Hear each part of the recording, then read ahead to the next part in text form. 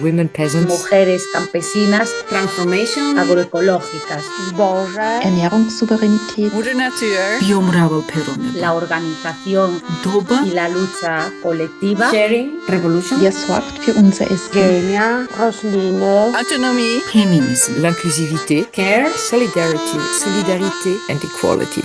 Soil Sisters, towards feminist agroecological futures in Europe. A Swift Project podcast.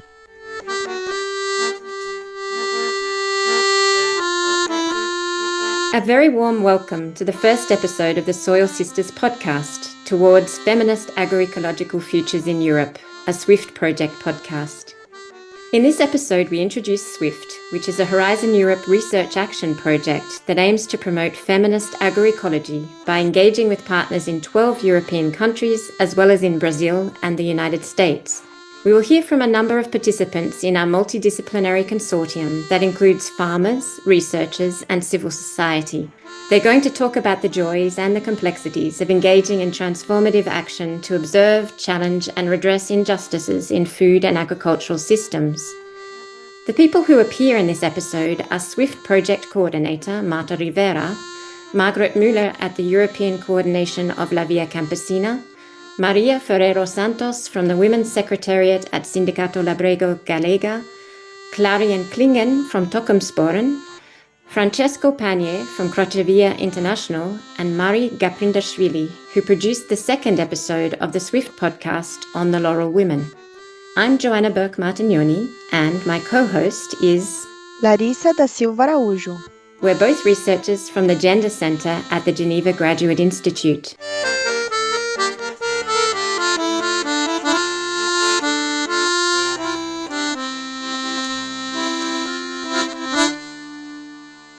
So we are here today. Thank you very much, Marta, for coming talking to us. Marta is veterinary and sociologist from Spain, professor and investigator in Ingenio, which is a mixed center of the Superior Council of Scientific Investigations, and also the Polytechnic University of Valencia. And she's also an activist from against, in this case, the climate change. She's very active on the discussions, on the debates about the climate change.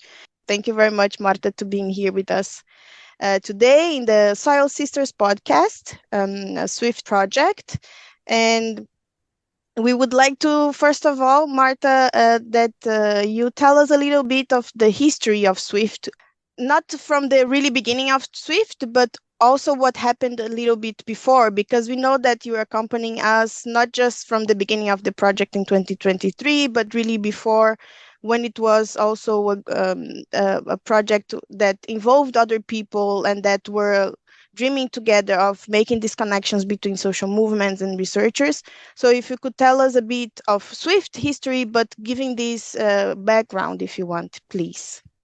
Okay, we can go quite back in the time, because at the end, SWIFT is the confluence of different elements, no?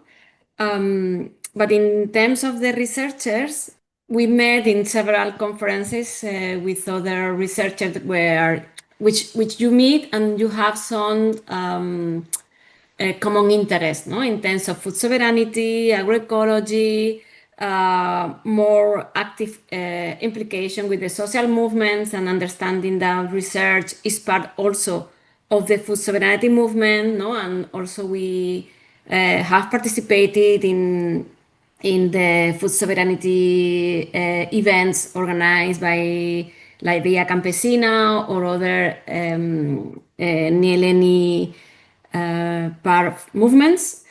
And we are also, these researchers, we are also active in our countries, at national level. So there was the opportunity that a call was approved in the Horizon Europe some years ago, and we presented a project, an agroecological transformation, together with some colleagues from the European Coordination of Via Campesina, plus other civil society organization movements, and trying to understand the complexity of this transformation, the needs, and and the contributions from social movements and the contribution from small scale farmers and all these type of things, no? We put a lot of effort in that project, but it was not approved. But we already had this, let's say, network of researchers that we already have this common interest, no, in ambition as well, in terms of agroecology and food sovereignty and the role of research. In the meantime, and also some of the people that we are also part of these projects, we are also working or we have interest in feminism, right? So maybe we are not experts. Still, I don't think we are experts, but we really had a lot of interest in feminist and in particular in the feminism that is part of the food sovereignty movement, which is popular and peace and feminism. No, so we already had this common interest, and some colleagues, no, like Stephanie had been working on the human rights to food and nutrition with a gender perspective, and then we had colleagues from FIAN and Jessica, and well, a different group of people. We had some colleagues in Coventry also that were part of the first project, with people like Barbara, but finally they could, in SWIFT project, things changed. The Brexit came, they were moving to different institutions, so they were not involved, no, the people from Coventry. At the same time, in Spain, we created non-mixed space. I don't know if this is like it is called in English, but you know, espacio no mixto, only women, for agroecology, which is composed by women farmers, women researchers, women activists in terms of working on NGOs, no, and civil society organizations. So what happened? That a call focused on women-led innovation in rural areas appeared by in the European Union research calls. And the colleagues from the Sindicato Labrego Galega, which is one union, farmers' union in Spain, which is part of the Via Campesina Europe, ECVC, called us to see if we could participate in this goal, no, if we can, you know, think about something, also to give support to the women articulation of ECVC that they already were struggling to really be able to develop the activities and really grow as an articulation, no? And this women articulation is very important to really put on the table of agriculture organizations the problems that women face in European agriculture. So we prepared the project and finally we got it. So we called the same people that, the same researchers that we were in the first ones, and plus some others I knew, like our colleagues from IRWIP PAN in Poland, and we came together and created the project.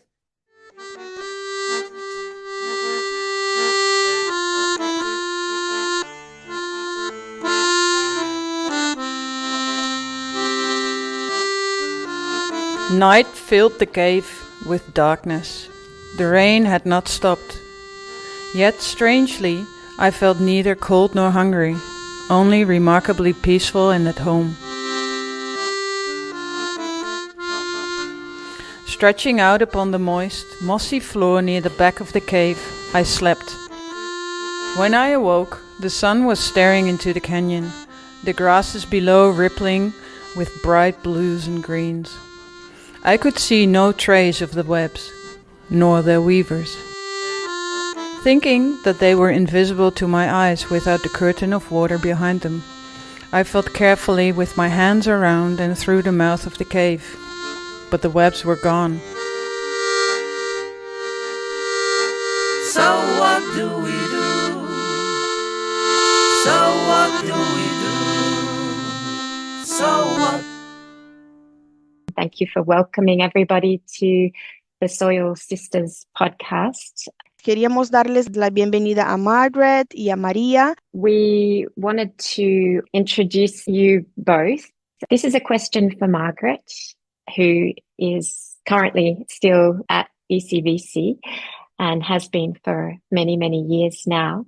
We were wondering if you could please explain what the movement La Via Campesina is and what the European Coordination Committee does. La Via Campesina is a social movement of peasants' organizations and rural work organizations around the world, actually, at international level. And we, in the European part, which is called the European Coordination Via Campesina, are part of this international movement, La Via Campesina. So here in Europe, we have our offices in Brussels, and we have around 28 members in Europe. And our work is to build the movement between different peasant organizations, to define political positions, to do also political work and movement building within the organizations. Great, thank you. We were wondering from the perspective of the SWIFT project, how the movement partners from ECVC feel about participating in action research to promote feminist agroecology.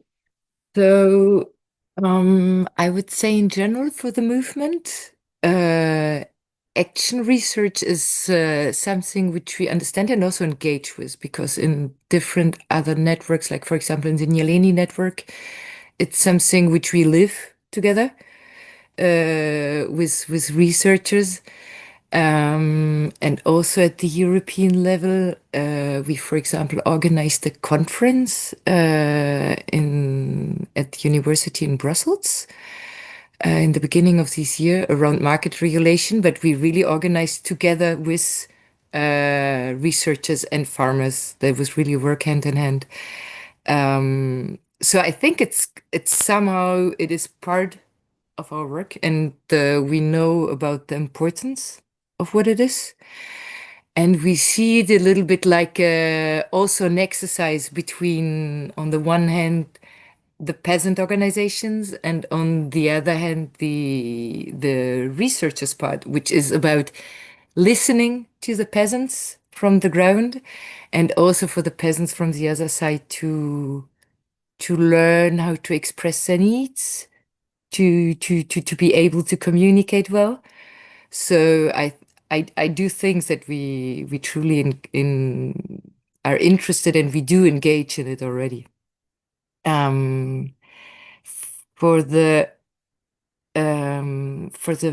feminist agroecology, so I would say that it is already lived by many of our organizations on the ground, in their everyday life, actually, by the women farmers and also within organizations.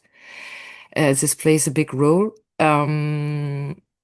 So we do see that this is actually beneficial for the organization itself, because we do see that there's a great potential to support our way of maybe living feminist agroecology on the ground, but we do need the support from the part of the research side, for example, for data to make our arguments stronger, for developing systematizations on certain processes, for strengthening our arguments. I think this is how within the movement we do see our relationship, let's say, with research action. Fantastic. Thank you so much, Margret from ECVC.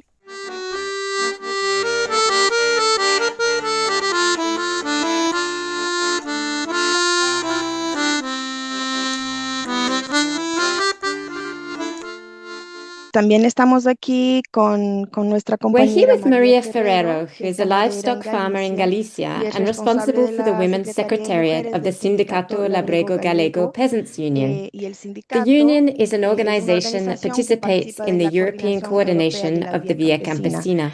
Maria, ¿cómo ha sido? So Maria, my first question for you is, what has it been like to collaborate in action research with SWIFT?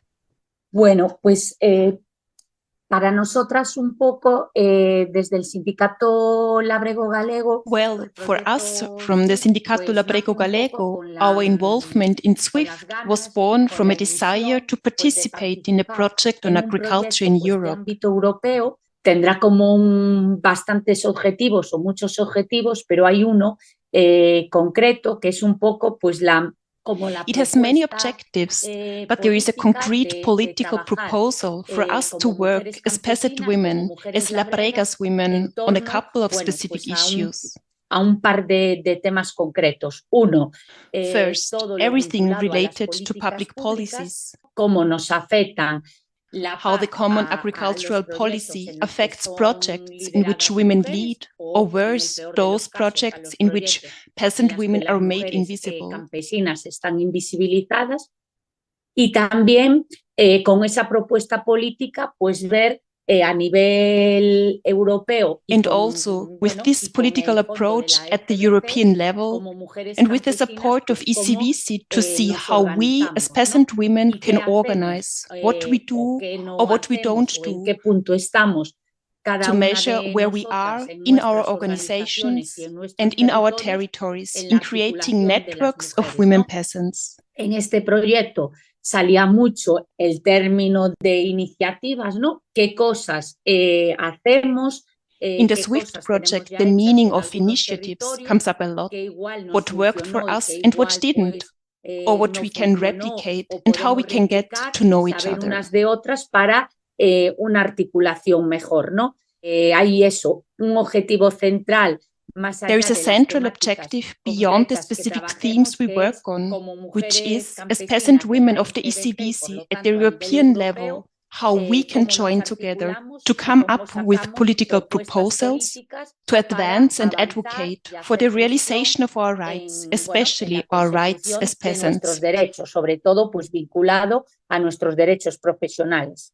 ¿Nos podrías comentar un poco también, entonces, cuáles son las temáticas específicas que son relevantes? Could you please tell us a little bit about the struggles of social movements in Europe, and particularly how these advance peasant and popular feminism? Popular y campesino.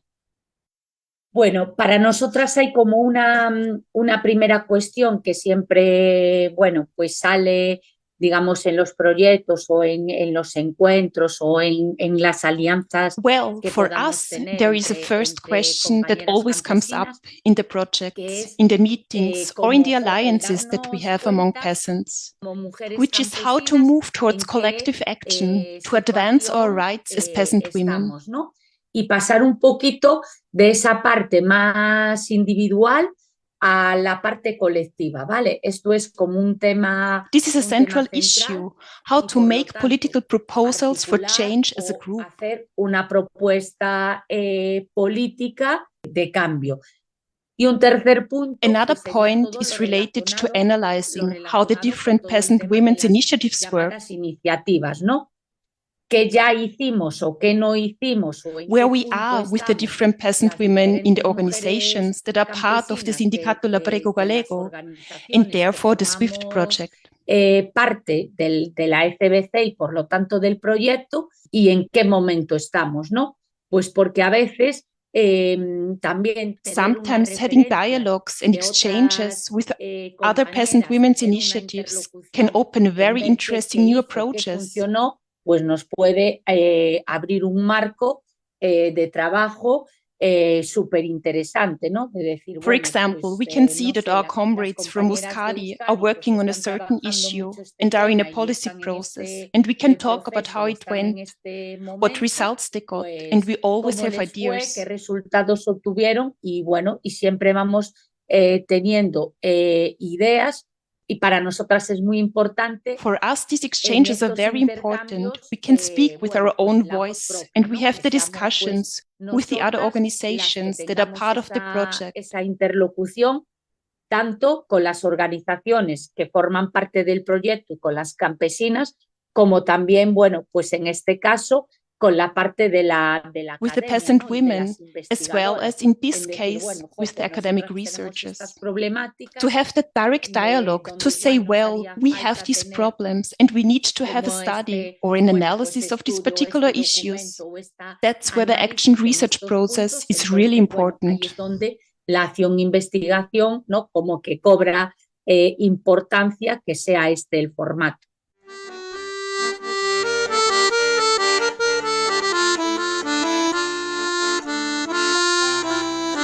I climbed down to the river and washed, then hiked across and out of the canyon to where my cycle was drying in the sun and headed back to my own valley.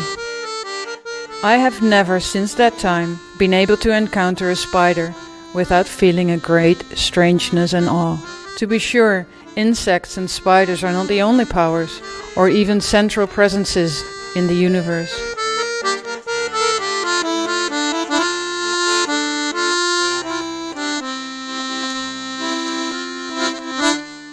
So what do we do?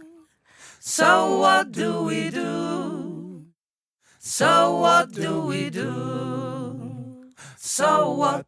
So we are here with Klingen, who is from Toekomstboeren, which is an agricultural or agroecological organization in the Netherlands.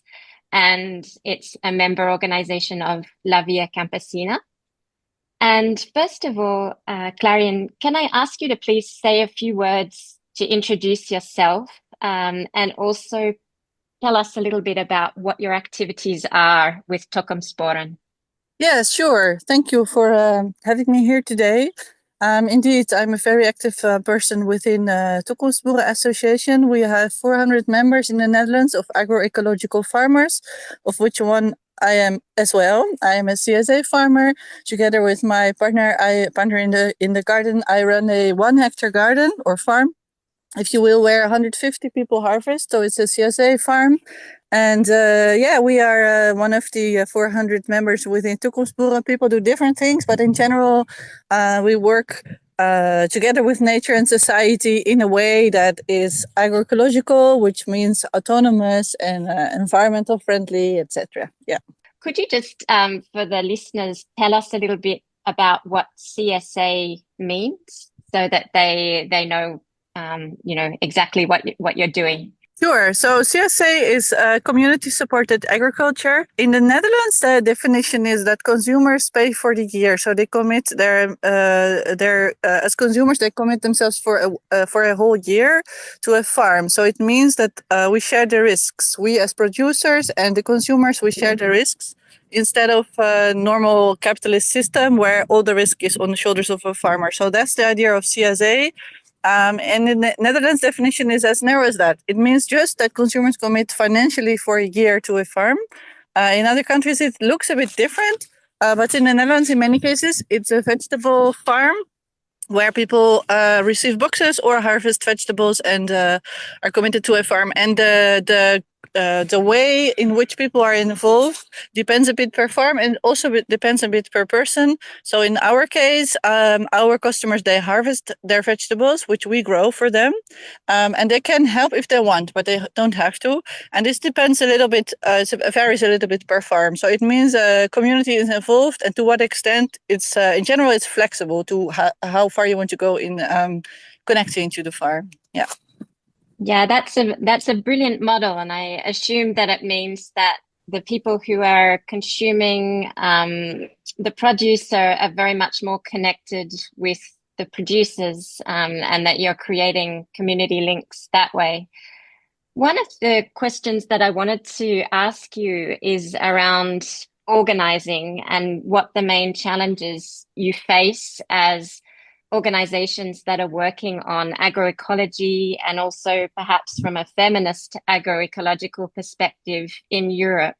What are the barriers that you've encountered to changing the narrative about the way that we produce foods and consume foods, as well as some of the CSA approaches that try to propose alternatives to the capitalist agro-industrial food system?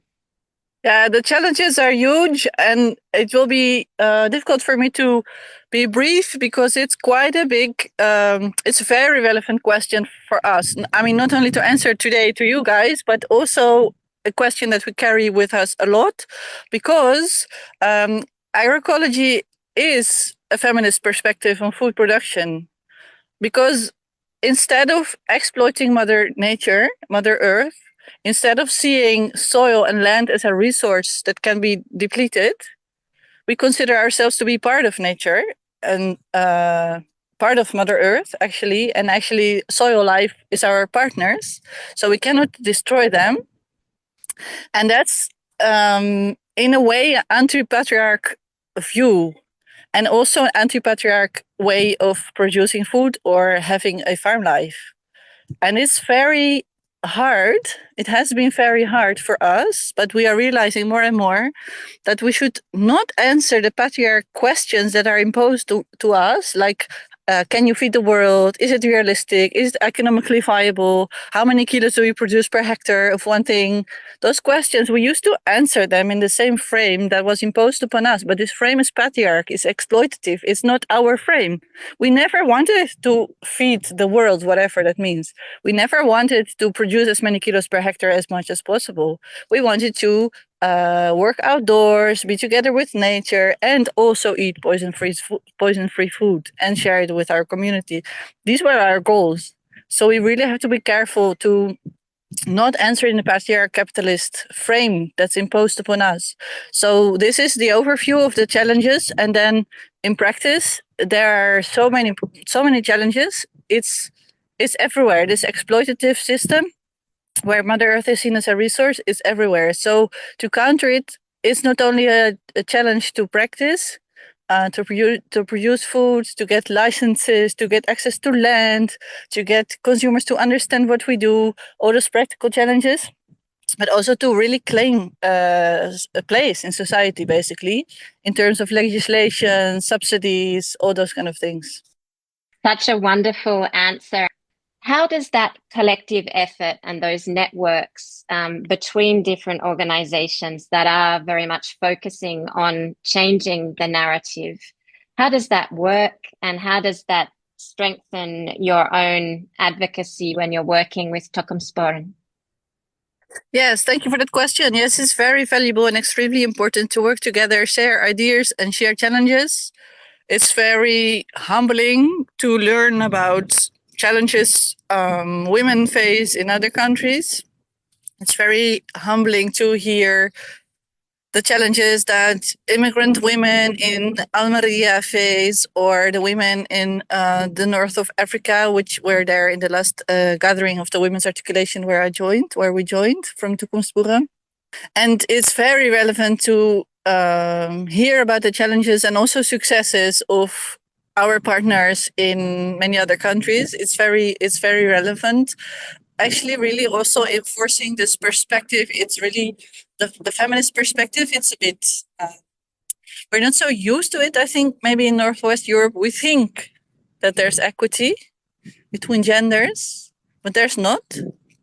And that's why it's very good to share experiences and to really frame our agroecological struggle as a feminist struggle. This is really very important to frame it that way and to understand it that way, and also to speak up for ourselves. And for that, we really need to learn from other partner organizations, to keep the courage, to keep going, to get the tools, like to articulate our voice better and stronger. That's what we need each other for.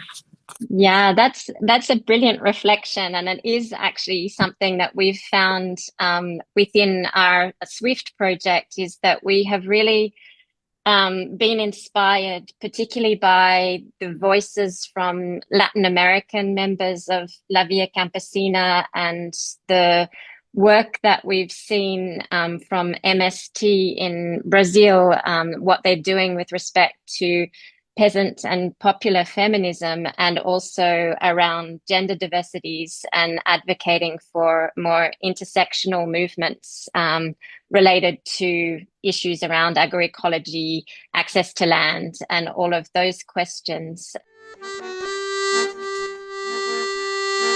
So I was wondering, do you have any ideas about, first of all, why in Europe there's been a little bit less engagement around feminism and agroecology? And secondly, what would be different in Europe, or if we were translating some of those ideas into various European contexts, how might it be different here in Europe from the way it is in other places? Yeah, what I see of the nature of agroecology and feminism in Latin America is way more collective than in Europe, and especially in Northern Europe. We tend to be very individualistic, and to think that if you we tend to measure success and failure on the ladder of individuals. So you're either a successful farmer or a failing farmer, depending on you as an individual. And this is a very European dangerous perspective. And this, I think, in Latin America is completely different. So it's a collective struggle. Everything is a collective struggle. Agroecology, feminism, it's a food sovereignty, autonomy. It's a collective struggle. And this is really something we can really learn from Latin America. Thank you so much. It's been super interesting talking to you. I don't want to keep you too long from what you're doing, but I just wanted to also ask you if there's anything else that you'd like to share, any other comments that you have for our listeners for this podcast. Yeah, maybe just it would be great if there were more people working on the fields speaking up. And if there were more people who are, let's say, good at speaking up, who are used to using nice and relevant words and reframing narratives, that they work more on the fields or connect more to us field workers. There should be more connection. I think many field workers are too isolated or introvert or too much busy, also maybe with their challenges as field workers, to really take the brain space and time to really speak up for us and our struggle. And there should be way more connections within people, but also among people. So yeah, that's a call out to farmers and people who can support farmers. Yeah. So then I will continue with this. What are you planting? I'm planting different types of cabbages. This is a white, we call it winter cabbage, but it's because she can be conserved. We can use her in winter. Okay. When it's freezing, she can still be on the land, and we can harvest whenever we need, either to make sauerkraut or to just eat her as she is. Yeah. Thank you. That's really wonderful.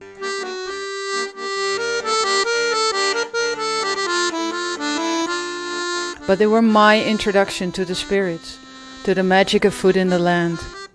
It was from them that I first learned of the intelligence that lurks in non-human nature, the ability that an alien form of sentience has to echo one's own, to instill a reverberation in oneself that temporarily shatters habitual ways of seeing and feeling, leaving one open to a world of all alive, awake and aware.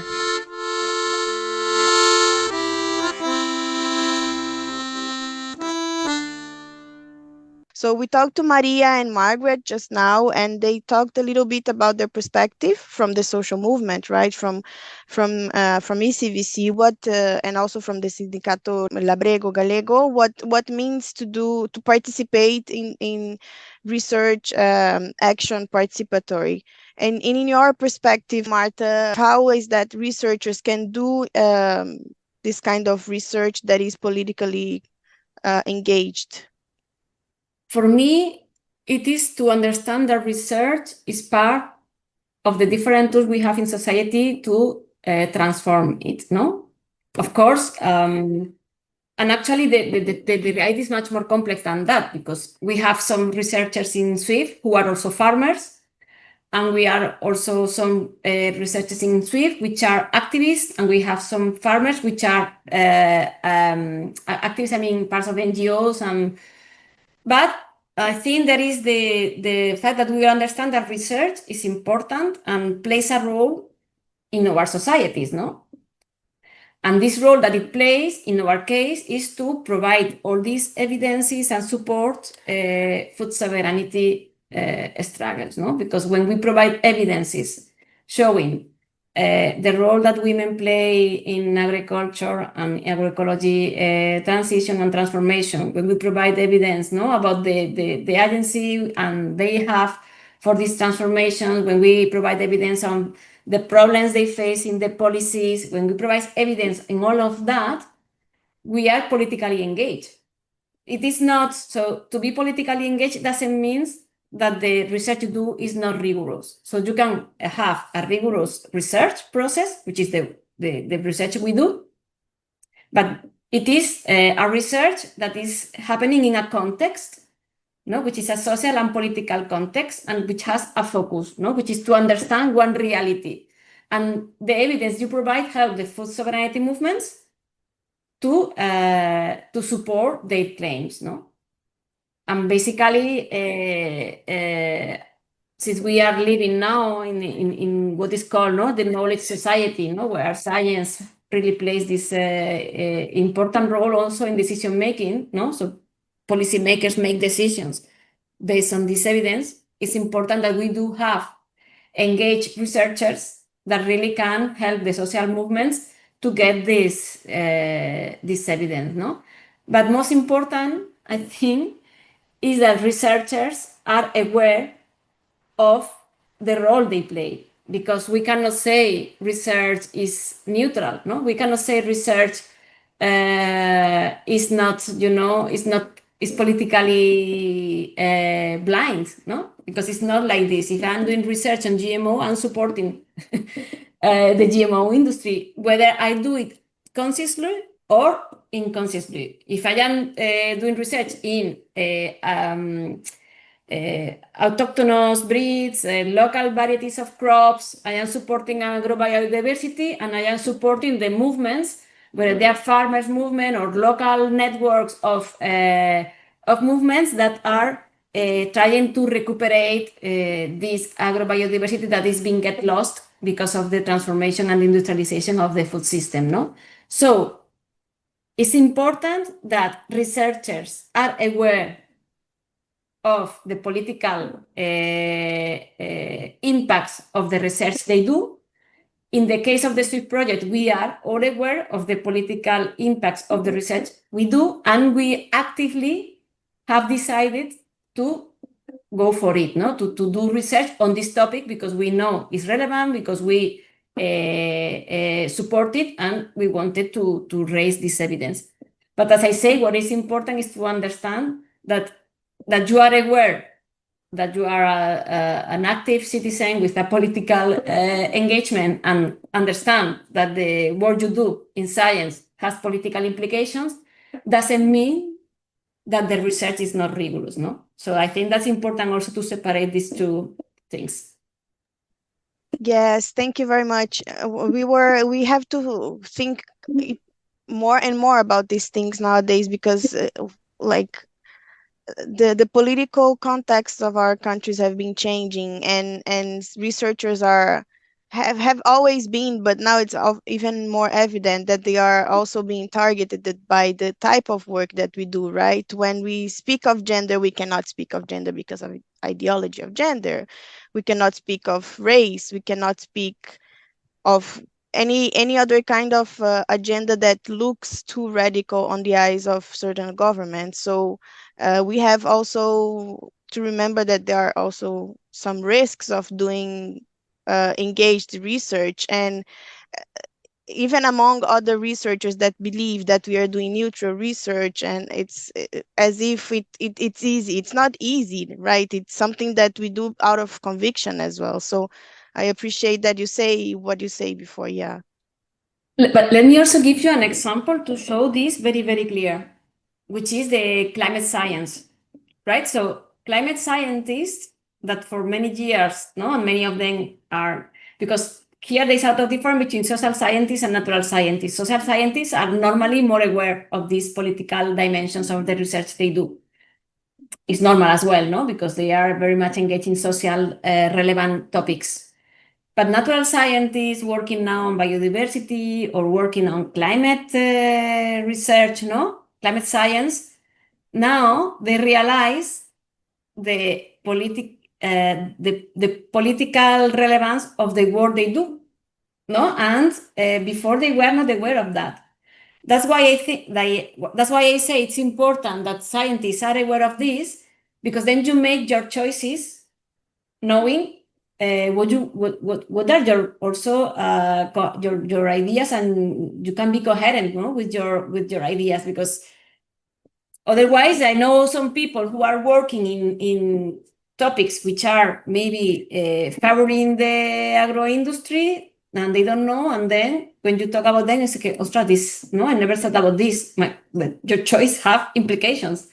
And now the climate scientists have realized of this, and it has been the other way around in that case. It has been the policy, in that case, political parties that have politicized somehow a fact, which is climate change. So it has been the other way around, but still we can see very clear the implications of one science, which is climate science, and the political implications this already have.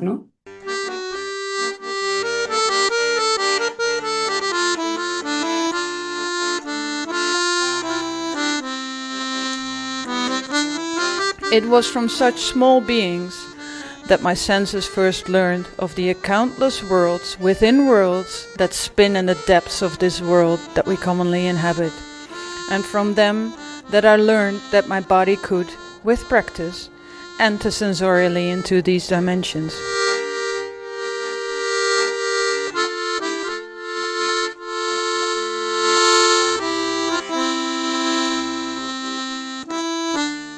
So what do we do? So what do we do? So what do we do? So what do we do? So what do we do? So what do we do? So what do we do? So what? Okay, thank you very much, Francesco, for coming here with us to discuss a little bit also how civil society is also contributing for SWIFT and for the agendas of rural women and rural organizations discussing food sovereignty and agroecology and feminism. Thank you very much. So we are here with Francesco Panié, that works on communication, research and campaigns in the Centro Internazionale Crocevia, both at national and international level, and following agriculture and biodiversity policy processes in the FAO and also in the European Union spaces. And Crocevia is an NGO, a civil society movement that supports social movements in their struggle towards agroecology, farmers' rights, food sovereignty, etc., etc. So thank you very much, Francesco, for coming here with us. And the first question that we have for you is that if you could, from your experience with communications from the civil society perspective, could you tell us what you have done to communicate about the idea of food sovereignty in the European context, please? Yeah, for us, it's crucial to communicate the values underpinning the concept of food sovereignty and how they are challenged by current policy processes and capitalistic narratives. For Crocevia, communication is it's like a political tool, and we use it to support and amplify our advocacy work in collaboration with the social movement for food sovereignty, defending peasant rights, to seeds, for example, or trying to make the public aware of the structural difference between peasant agroecology and industrial farming. Food security is mainly a concept put out by institutions, let's say. It's about the quantity of food that you can eat to be food secure, let's say, not to starve or to be food insecure. Food sovereignty is more about how the food is produced and the power that people have over food production. Basically, the concept of food sovereignty was developed by La Via Campesina and then with other social movement in 1996. Food sovereignty is the right of people to an adequate food produced by ecological means, and also the right of people to decide what food systems they want to have and how they can respect their cultural habits and their rights to resources. Food sovereignty is very different from the capitalistic way of producing food, because also is referred often to local markets and then to local distribution of food, and not to food chains that are globalized and managed by multinational corporations. So it's something about bringing food in the hand of people instead of corporations. Exactly. So could you tell us a little bit of what is the work that Crocevia do with the Roma-based social movements? What is your relationship on a day-to-day basis with the local social movements that that are pushing for food sovereignty in Rome as well? Yeah, for example, in Rome, we are part of a big network of civil society organizations and also social movements that are pushing for a food policy in the capital, in Rome. Food policy is a set of policies that helps or should help develop plans and strategies to enhance and strengthen the relationship between the rural areas and the urban areas in order to bring more local and seasonal and agroecological food to the urban areas. Now, this link between the big urban centers and the surrounding farms and rural territories is not so strong. So the work we do on the food policies is to strengthen this link and to help small-scale farmers to get in the city with their products, which of course needs to be sold for a fair price. I think that the challenge is to make an effort to popularize our language, but without sacrificing complexity. So we should work as communicators to amplify voices of people who do food sovereignty in practice. This means collecting stories from the ground and trying to stress their links to a possible and desirable future for all. It's important to note that such an approach tries to avoid speaking on behalf of the movement, but it's about helping the movement speak for themselves with their own voices and language.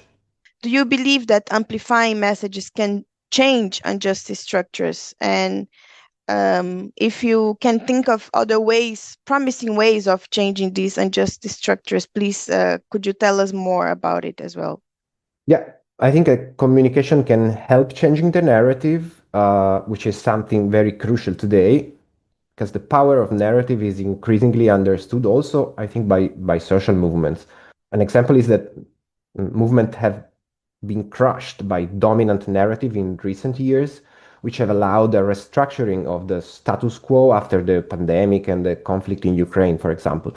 So movement tried to respond with their transformative program, their transformative agenda, but it was simply impossible for them to reach the general public. So we have to think, I think, how we can develop our communication channels on one hand to put out messages with more strength. And also, we also have to think how to change mainstream communication structures and platforms, as today they can easily suffocate movement voices. I would like to pick up on something that you just said. What are the dominant narratives then? So for the audience to understand what is there that is crushing, so to say, the movement's voices. What are they saying to the general public that is becoming so dominant that we can see the alternatives and the opposite? What are the messages that the movement are trying to pass? Yeah, thank you. Basically, we saw a dominant narrative growing since 2020-22 about food insecurity and rising prices of food and the need to abandon ecological measures for agriculture, for the transition of agriculture, because we were at war. We had a war beside Europe, and this was something that was destroying our way of life and our food security. So many lobbies and many interest groups, let's say, they tried to hack basically the common agricultural policy and also the ecological measures we had in the so-called Green Deal, and then by putting aside all these ecological measures that served or were about to serve for a transition to some kind of more agroecological way of production, yeah, they basically succeeded in passing a narrative that we don't need environmental sustainability, but we need food security and we need to enhance food production. This tension between environmental sustainability and reality or realism in times of crisis, sorry, it's I think a false problem. It's a way to get away and get rid of ecological measures that are urgently need to change the structure of food production and food systems. This was a powerful narrative that was accepted and also strengthened and supported by mainstream media, let's say. And our voices, which are the movement voices, trying to say that agroecology and food security are not in contrast. So if you go for an agroecological production, if you enhance and strengthen the local-based production, you only have to you only get benefit and can also improve affordability and availability of food in the local market for the communities. These voices were simply not taken on or by media and other platforms, and so our messages weren't able to, let's say, counter the dominant narratives. So we need something on one side to strengthen our narratives, so to make them more convincing, let's say. But on the other hand, probably we also need to change the communication structures that usually prefer to amplify messages that are against our worldview, let's say. And here in Swift, Francesco, how is that Crocevia is contributing also to amplify messages about agroecology and feminism? What have you encountered that has been working and what has not worked as well? How has been this experience for you, working perhaps with a new subject or with new themes, but that are also very much related to food sovereignty? Yes, what I can say, even I'm not an expert in the field, what I can say, in my opinion, agroecology and feminism are inextricably linked and both share the same approach of repositioning humans in the web of life, let's say. So this means for me trying to put out messages that links recognition and redistribution. Whatever the audience we choose, it should be targeted, in my opinion, with messages bringing both distributive justice, so in terms of a more equitable distribution of resources, and also recognition justice, which is the recognition of differences between social identities and groups. The SWIFT project is doing a lot, I think, in this direction, both in terms of analysis and proposals for decision makers. So like tools like the gender responsive budgeting, for example, help communicators frame concrete messages about redistribution of power and resources with a feminist approach. So this is something we really found interesting and useful also to learn and learn how to communicate agroecology and feminism together.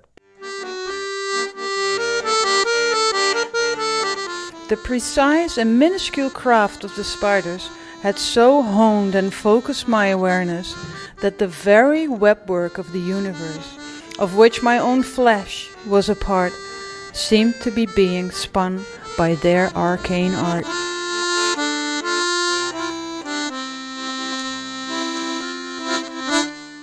And that's what we do. And that's what we do. And that's what we do. We act. Mari Gaprindashvili has produced the second episode of the Soil Sisters podcast, which tells the absolutely fascinating and forgotten story of the Laurel women in Georgia. Welcome, Mari. What inspired you to make the podcast? Thank you, Joe, for this introduction. And yeah, with pleasure, I can tell my personal story. And also, I want to, first of all, I want to tell you that the preparing of the podcast and the writing the script of this podcast was so spontaneously from my side, because I just had an idea, and after that, with the Swift Project team and of course, the main characters from my village women, we made it happen to make this podcast based on a true story. And also the main characters in the podcast, they are cousins, and the Marina, the main character, main woman in our podcast, is my so close relative. And I was so happy to tell about them, because this is the word I know from very close. And maybe I can just starting to tell about myself, and after that make some bridge to the women who are living in my village and who are struggling for their independence, the women. And it was in Turkey that I encountered feminism for the first time. And even just 10 years ago, mentioning the feminism in Georgia would provoke irritation in society. I believe this is a common feature in many Eastern European countries. And however, with the rise of civil awareness and activism, such terms have gradually gained ground. And in fact, today feminist groups in Georgia even include several feminist men also. And coming from a rather patriarchal and Christian traditional family, I was always concerned about the role of women in the family. And I observed this closely through the example of my own mother. She had no right to make decisions at home because she was entirely above all economically dependent on my father. And I witnessed the same problem in my village I am talking about in our podcast, Bzwani, near our town, where women work alongside men. And more than that, they take care of children while also working in the fields, but still had no say in household matters and no independent income, you know. And over time, however, I witnessed the transformation of this woman in the village where I visited periodically and also every summer. I noticed that the younger generation of girls and daughters-in-law who had married into the village gradually began to engage with technology. And through texting on their phones, they learned even the Latin alphabet and then slowly became familiar with the internet. They realized that there was a big world beyond their village, their small village. And most importantly, they began to desire independence, even if only financial, from their husbands and in-laws. So they took ownership of the village's only collective activity, collecting these famous laurel leaves we are talking during our podcast, and originally planted by a real cooperative during the Soviet Union and still thriving, and delivering them to the region's only small-scale artisanal factory. And that is how the story of the Laurel woman began for me. And by then, I had developed a certain feminist consciousness through my engagement with feminist literature. And after that, I began to view these women's activities through a new lens. Fantastic. And how did the Laurel women feel about being part of the podcast? So when I told the women who are living in the village, they was first of all they was surprised about it all because to be honest they were a little ashamed. But after that, when I started to make these interviews like a conversation, like a relatives, after that it started easier to make these interviews.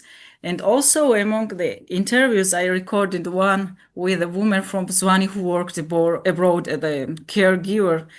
And as you know, at the past, many Georgian women choose to support their families, and this is another serious issue in Georgia. And also, after enriched by the podcast script, I asked the main character in our podcast, Marina, one who is the main character, as I said, to record ambient sounds while collecting these laurel leaves.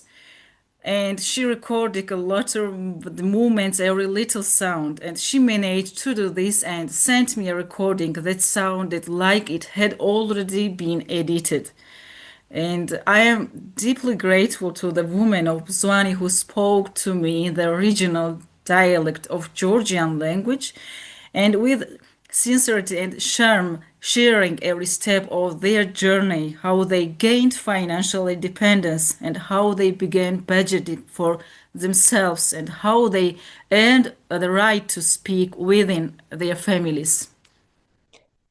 What did you learn from the women who you interacted with during the podcast? And what did you learn from the process of making a podcast? Yeah, it's a good questions, I think, and I can answer that. From them, I learned how any woman, regardless of education level, can become an independent person and turn her work into a source of income. But perhaps the most important things I learned from them was how to have hope and faith in the future and in an idea, even when no one around you is talking about it. And perhaps that is the mark of an inner victory and the very foundation of feminism today, I can say. The reminder that every woman, regardless of social status or level of education, is an essential piece of the mosaic of women's struggles, and without even on one piece, the whole picture falls apart and loses its impact. And regarding the process of the podcast production, I did not stop at script writing and collecting interviews. I also took the initiative to learn the technical side of the podcast from the editing team at the radio station where I am currently work. And after that, this turned out to be a more enjoyable experience than I expected. In the podcast, I tried to use Georgian songs wherever possible, and some are folkloric pieces performed by the great Georgian singer for Hamlet Gonashvili, and one thing is sung by a dying woman, and I think it's the most emotional part of this podcast. The woman Lela Ahuashvili, her name, whose final moments are comforted by her friends singing with her, and she performed the solo. And after another song is performed by three women whose names I unfortunately do not know because I just found this video on YouTube. And as for the French song, it is one of the most powerful feminist expressions in support of women around the world, performed by the incredible young activist group Jolie Meme. And so, in every way, the preparation of the podcast has been frightful for me. Most importantly, when the podcast is ready, I promised, and I want to highlight this, that when the podcast is ready, I promised the women in the village a big cake while sharing the cake, I will let them, their husbands and their children, listen to this podcast. And I know this woman will once again be filled with pride, knowing that their voices have been heard not only in Georgia, but also by foreign audiences interested in their story.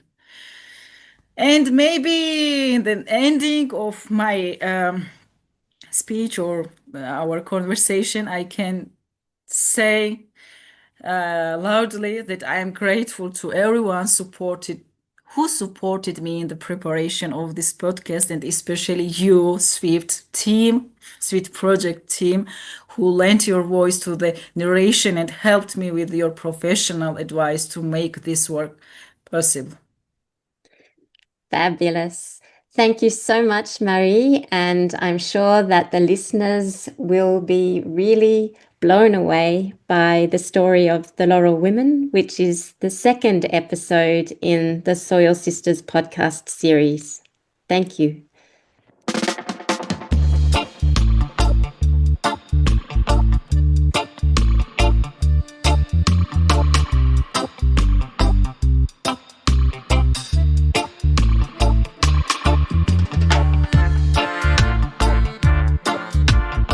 We arrived at the end of the first episode of the Soil Sisters podcast, Towards Feminist Agroecological Futures in Europe, a Swift Project podcast.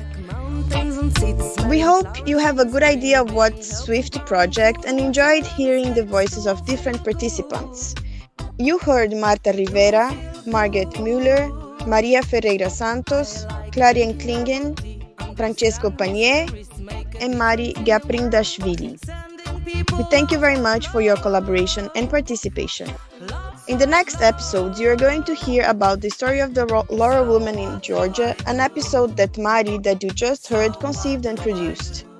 You are also going to listen about how agroecology is being built in Central and Eastern Europe, an episode that partners in IRWIR and AgroPermalab produced.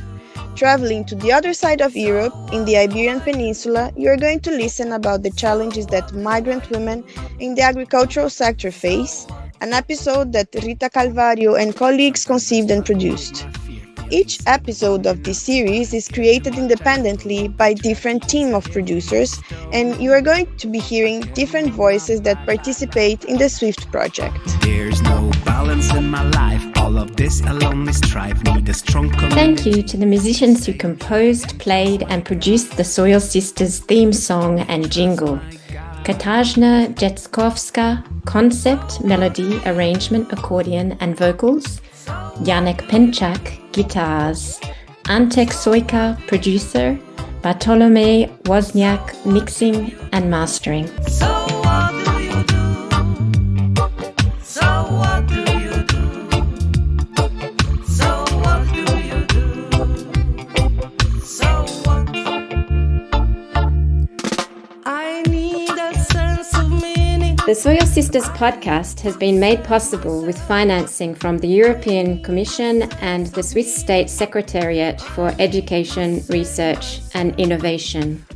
We would like to extend our sincere thanks and gratitude to Stéphanie Chiron for her mentoring, guidance and editing of all episodes of the Swift Project podcast.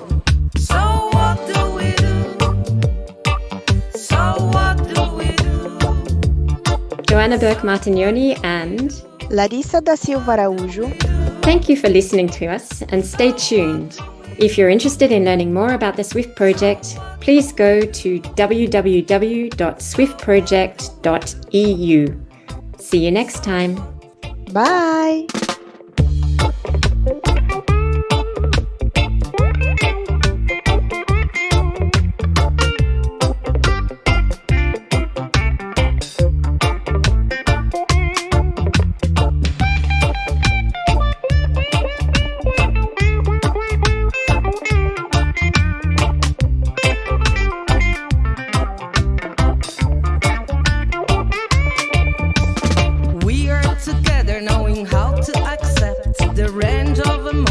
And how to connect. Connection of people, connection of dreams, connection of voices are breaking our fears. Look up to the sky, look down at the trees. The wisdom of roots is feeding our leaves. The roots of our wisdom are coming from the deep. It's time to be